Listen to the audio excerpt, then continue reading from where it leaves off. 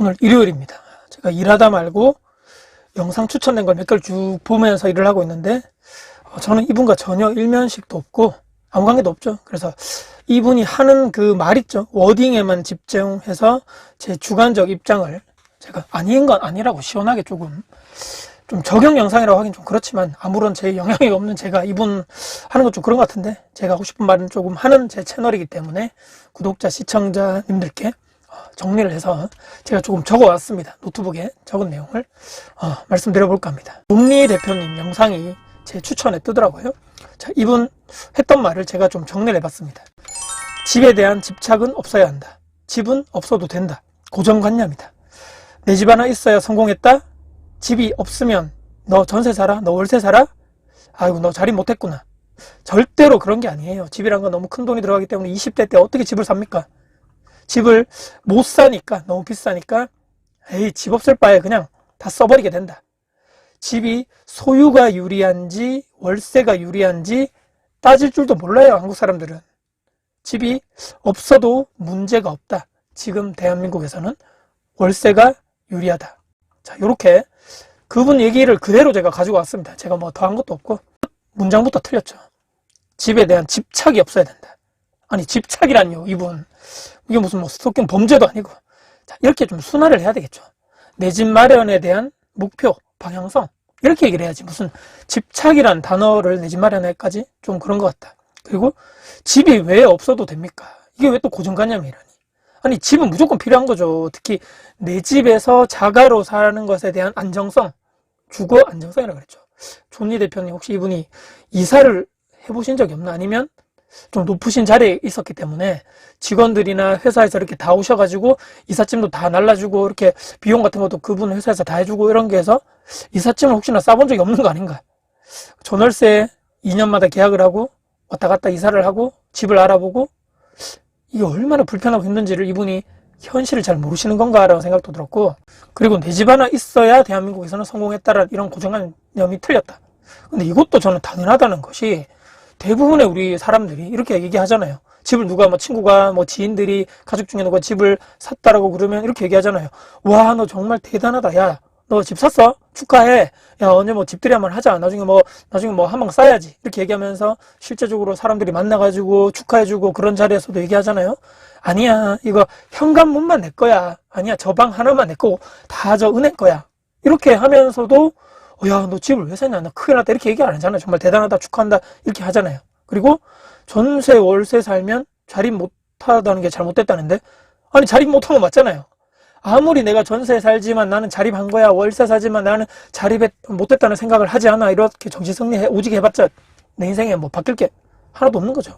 그리고 집이란 건 너무 큰 돈이 들어가기 때문에 이런 얘기 하는데, 아니 집이 그러면 큰 돈이 들어가지 대한민국에서만 큰 돈이 들어가고 다른 선진국에서는 집이 큰 돈이 안 들어가나요? 더 비싸면 비쌌지. OECD 선진국 중에서도 다들 집값이 비싸잖아요. 계속 그리고 또 비싸지고 있고 대한민국에만 이런 문제가 있다라는 것 또한 이거 문제가 아닌 것 같고, 그리고 20대가 어떻게 집을 사요라고 했는데, 아니 그럼 20대가 집을 왜 못 삽니까? 능력 되고 내가 의지만 있으면 살 수 있는 거죠. 대출받아 사면 되잖아요. 무리하지 않는 선에서 내 소득, 내가 대출의 이자를 감당할 범위 내에서. 요즘에 디딤돌 대출이다, 생애 최초 대출이다, 1%대 대출 나오는 것도 있거든요. 조건이 되면요. 많아봤자 2%대 대출도 받을 수 있습니다. 아니 이게 물가 상승률보다 낮은데, 은행 이자보다도 낮은데 대출을 안 받을 이유가 있나요? 없는 거죠. 집을 못 사니까, 비싸니까 못 산단 말이죠. 그럴 바에는 다 써버리게 된다.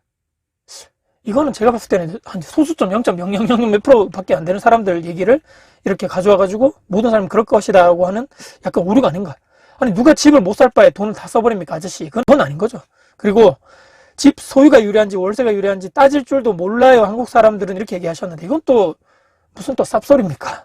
대한민국 사람들이 이런 거 잘 몰라가지고 월세가 유리한데 전세를 사거나 아니 내가 내 집 마련해서 살거나 그렇게 하는 건가요?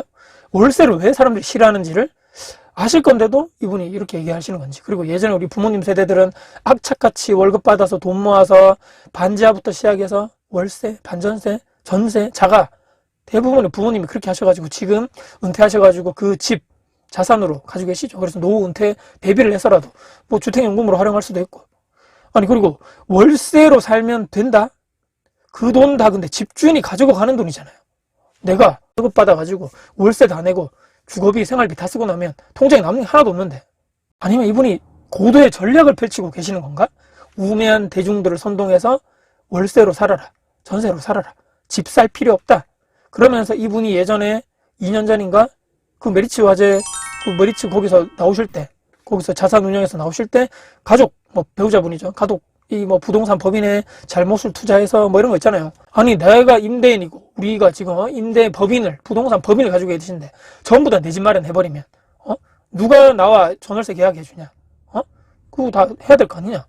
그런 이런 고도의 전략으로 이분이 돌려서 말을 하고 있는 건지 상을 쭉 다 보는데 허파를 그냥 휘탁 디비 파는 소리를 하고 계시더라고요. 집에 대한 집착이 잘못된 게 아니라 주식에 대한 이분의 집착이 잘못된 것이 아닌가?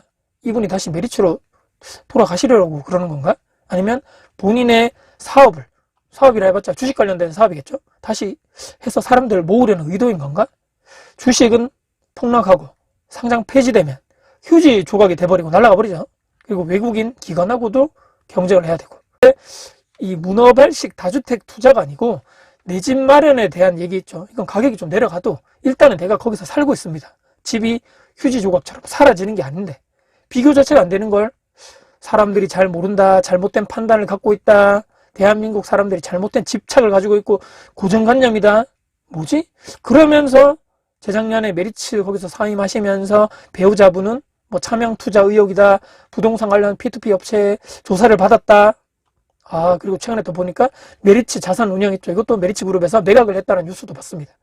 메시지는 이분이 3년 전에 났을 때 얼마나 좋았습니까?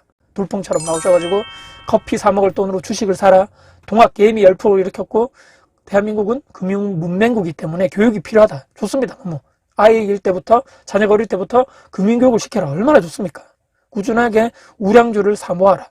부자처럼 보이지 말고 부자가 되어라. 얼마나 좋습니까? 근데 이 내 집 마련에 대한 이상한 포지션, 그렇게 또 누구를 또 가르치려고 이렇게 조금 다 잘못됐다는 식으로 하는 것은 좀 곤란하다고 봅니다. 그리고 졸리 선생님께도 말씀을 드리지만 주식은 사실은 필수적으로 대한민국에 살면서 굳이 무조건 해야 된다고 생각하지 않습니다. 사는데 큰 지장도 없고요. 근데 집 문제만큼 특히나 내 집 마련에 대해서는 저는 무조건 옳다라고 생각하고 많은 분들이 또 그렇게 생각을 하고 계시는 거죠.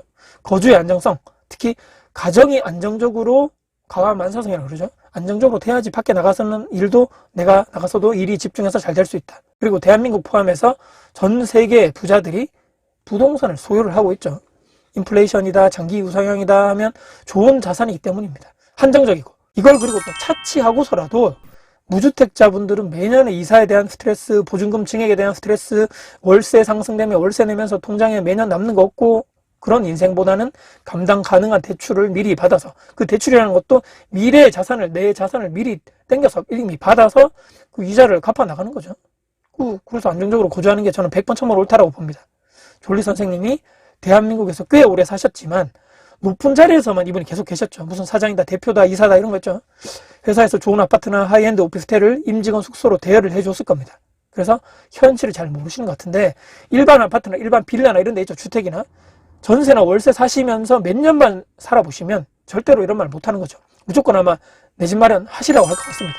집주인이 나쁩니다, 임대인이 뭐 적폐입니다, 이런 얘기를 드리려는 게 아니고, 월세가 또 지금 너무나 올라가지고 월세 내고 생활비 쓰고 월급 받아 통장에 남는 게 없는데 무슨 주식을 하냐는 얘기입니다. 전세는 그리고 돈 아닙니까? 대출 받아야 되는데 이자 내고 누가 또 공짜로 전세를 나에게 줄 것도 아니고, 전세가 오르는 지역에 있으면 계속적으로 그 보증금을 또 어떻게 구합니까? 그렇다 해서 그러면 영구 뭐 임대 뭐 영구 그런 아파트로 들어가라는 얘기냐? 거기 또 사시는 분들의 마인드나 거기 있는 분들 얘기를 들어보면 부자 쪽에 되려는 마인드는 또 아닌 거죠. 졸리 선생님이 살아오신 현실과 절대 다수의 대한민국이 그렇게 살아온 현실은 이렇게 다른 거를 일단 인정을 하고 거기에 대한 이야기를 하셔야 된다고 보고요. 전세나 월세 사시는 분들 중에서 전략적으로 사업을 하시는 분들 있죠. 그분들은 제외해서, 그분들은 이제 일부러 내 집 마련을 하지 않고 돈 크게 여기에 집에 넣지 않고 사업 자금으로 계속적으로 돌릴 이유가 있는 분들은 전략적으로 전세 월세 사시는 분들 많죠. 그런 분들 제외해놓고 부자가 되신 분들이 저는 월세 사시는 분들 중에도 자산가가 있나요? 반대로 부동산을 소유하고 있는 사람들 중에서 상대적으로 자산가나 부자들이 더 많은 게 팩트 아닙니까? 깊은 고민을 할 필요가 없는 내용을 제가 이렇게 길게 말씀을 드려서 죄송합니다. 항상 우리가 말을 하기 전에는 특히 이렇게 영향력이 높으신 분들 있죠. 이런 분들은 저는 3번 정도 생각하고 대부분의 사람들에게 설득력이 있는 말이 맞고 현실에 맞고 사람들에게 도움이 될 수 있는 말인가를 한두 번 정도는 더 고민을 하시고 얘기하시는 게 좋은 것이 아닌가. 예전에 이런 여러 가지 비리 의혹이나 배우자분 가족 이런 비리 때문에 그렇게 영향력이 높으신 그 자리에서 내려오셨단 말입니다. 한번 나라기를 가셨는데 한 번 더 이렇게 또 잘못된 판단을 하셔가지고 되면 재기불능 상태로까지도 될 수 있기 때문에 여기가 바닥인 줄 알았는데 지하가 있었네? 이렇게 또 될 수 있기 때문입니다. 명심 또 명심하셨으면 좋겠다라는 말씀 드리면서 오늘 영상을 쭉 다 보고 나서 제 느낀 생각은 진짜 졸리 짱나네. 자, 여러분들 주어는 없습니다. 오늘 영상이 여러분께 도움이 되셨다면 구독, 좋아요, 알람 설정, 댓글 주시고요. 저희 주변 분들께 공유될 가치가 있다고 생각하신다면 널리 공유 부탁드리겠습니다. 여러분들 진심으로 응원합니다. 화이팅입니다. 내 집 마련은 무조건 정답입니다.